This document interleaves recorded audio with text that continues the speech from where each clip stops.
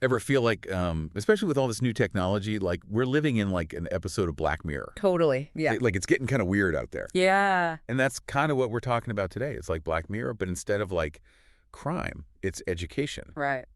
which, let's be honest, can feel pretty high stakes too. Yeah, absolutely. And the million-dollar question is, can a computer really predict a student's future? Precisely. That's what we're looking at. Yeah. We're taking a close look at what's happening in Nevada, Okay. where they've rolled out this AI system Right. designed to flag students considered at risk of falling behind. Mm-hmm. Our main source for this deep dive is an article on The Outside by Jamie Horrocks, Okay. appropriately titled Pre-Failure: How AI Decides the Fate of Nevada's Students. And what makes this case so fascinating is that it forces us to confront some really complex questions about the role of technology in our lives. Wow. We're talking about potentially life-altering decisions being made, in part by an algorithm, which is kind of scary. By an algorithm that operates in a total black box. Exactly. Horrocks points out that we don't actually know the specifics of how this AI makes its decisions, what data points it prioritizes, or how it weighs different factors. And that lack of transparency is a huge concern, I think. Oh, absolutely. Imagine being a parent or a student and not understanding why this system has labeled a student as at risk. Yeah. It erodes trust and makes it incredibly difficult to challenge those decisions, even if they seem inaccurate or unfair. It's like being told you're going to fail, Right. but not being told why. Right. And then possibly being denied resources based on that prediction. Exactly. And that's where we need to understand a bit more about how these algorithms actually work. We're talking about something called predictive modeling, Okay. where the AI is essentially looking for patterns in historical data to identify those most likely to fit a certain outcome, in this case, failing. Okay, so walk us through that. What kind of data are we even talking about? Well, in the Nevada case, it's things like attendance records, Okay. grades, even how often parents are logging into the online school portal. Hold on. They're factoring in parent portal use. Yeah. So if my kid's doing fine academically, but I'm terrible at remembering to check those weekly updates, Right. that could actually count against them. That's the idea, though the specifics of how much weight each factor carries are unclear. Right. Which brings us back to that black box problem. But what's crucial to understand is that these algorithms are only as good as the data they're trained on. Okay. And if that data reflects existing biases or inequalities in the education system, the AI will simply perpetuate those biases. Which is extra worrying when we're talking about a label as loaded as at risk. Right. Horrocks brings up a really important point.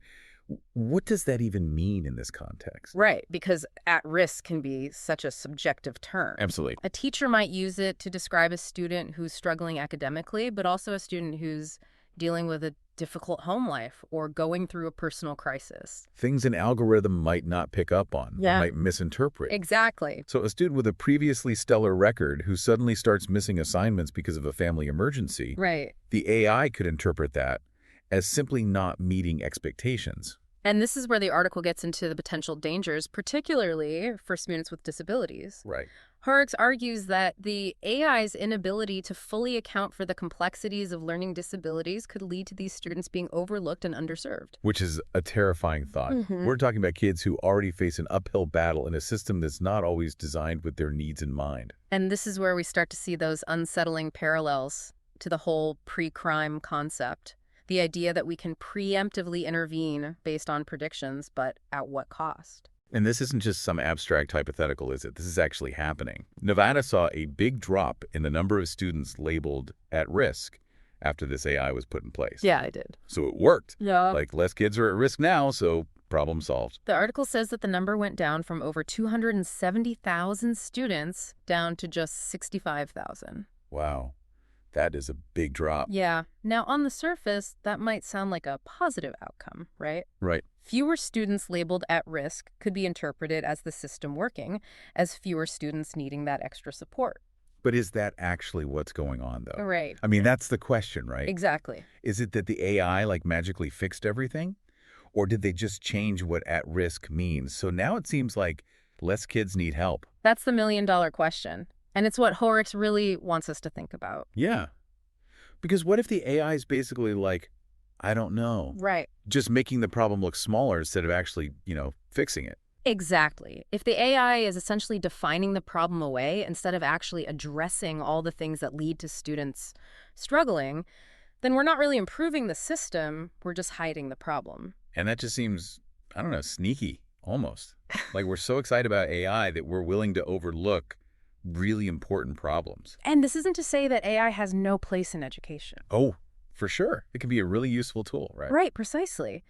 Imagine if AI helped teachers personalize learning, identify students who might benefit from early intervention, Mhm. or even just freed up teachers' time so they can focus more on individual student needs. That all sounds great. Right, those are all good things. Yeah. But, and this is what Herrick seems to be saying, AI should be a helper, not a replacement.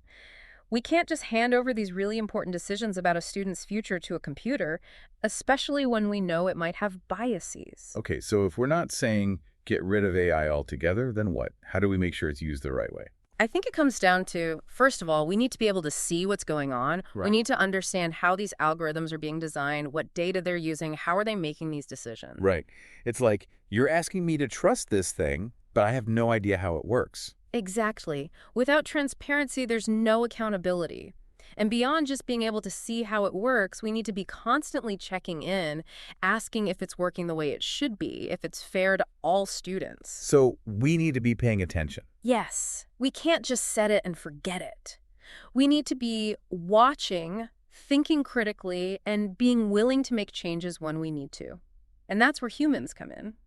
Because we can see when something's not right and try to fix it. A computer program can't do that. Exactly. And that brings us back to the whole Minority Report thing, this danger of predicting the future. When we try to predict a student's future, are we actually helping them succeed, or are we trapping them in a box? It's almost like if you tell a kid they're going to fail, they probably will. Exactly. It can become a self-fulfilling prophecy. And that's why it's so important to remember that behind every data point, behind every prediction, is a real person with their own unique experiences and dreams. This is what worries me about all of this. It's really easy to get lost in the numbers, We get so caught up in the technology and how objective it seems. Right? But we forget that education is about people. Yes. It's about giving every student the chance to learn and grow in their own way. It's about helping them love learning, be curious, and believe in themselves. And those aren't things a computer can measure. Exactly. How can you possibly quantify creativity or resilience? It's like you can't put a number on that. No. But that doesn't mean data is useless. Obviously, Of course not. it can be useful, but only if we use it the right way. It can help us see the bigger picture in education, like where the problems are and how we're doing overall. It can help us use resources better. Exactly. But it shouldn't be the only thing we base decisions on. It should never be the deciding factor when it comes to a student's future, and it shouldn't be used to hold students back or make existing inequalities worse. So what can we actually do about this? What should people listening to this take away? It starts with knowing that these systems are out there in more and more schools, and they're not perfect. Right, they have problems. And once you know that, you can start asking questions like, is your kid's school using AI this way? If so, how? What data? What are they doing to make sure it's fair? Don't be afraid to speak up if something seems off. Yes. Advocate for your kids, for all students. For a better education system for everyone. Because these decisions affect us all. They really do. Yeah. And it's on us to make sure technology is used to help the next generation, not hold them back. We need to remember that our kids' futures shouldn't be decided by a computer program. They should be shaped by our values and our belief in their potential. A future where every student has the opportunity to thrive. That's what we should be aiming for. And on that note, that wraps up this deep dive. We hope this got you thinking, and we'll see you next time.